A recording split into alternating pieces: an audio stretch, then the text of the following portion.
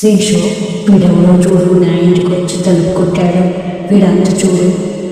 ఆ మాటలు విని ఆ ఇంటి లోపల ఎవరున్నారు అని చూస్తూ ఉంటాడు రైతు. అంతే, ఆ ఇంటి లోపల నుంచి ఒక పెద్ద పాము పేరుతో నోరు పెద్దగా చేసుకుని బయటకు వస్తుంది. అంతే, అక్కడి నుంచి ఒకటే పరుగు. మొదటి ఏనుగు వచ్చింది, తర్వాత ముసలు వచ్చింది, తర్వాత మంత్రగత్తె, ఇప్పుడు పెద్ద పాము. ఏంటి నాకు ఇలా జరుగుతుంది? 3 వరాలు అయిపోయాయి.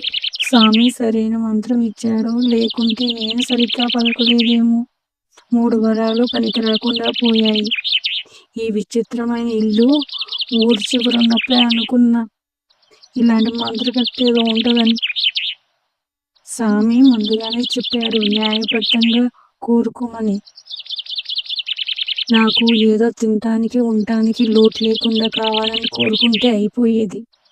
అంతే, ఎవరూ నన్ను మార్చలేరు అనేసి బాధపడుకుంటూ నా అత్యాశ నన్ను మళ్ళీ ఇలా కష్టపడుతూ బతకడమే రాసిపెట్టింది, ఏం చేస్తాం అని వెళ్ళిపోయాడు.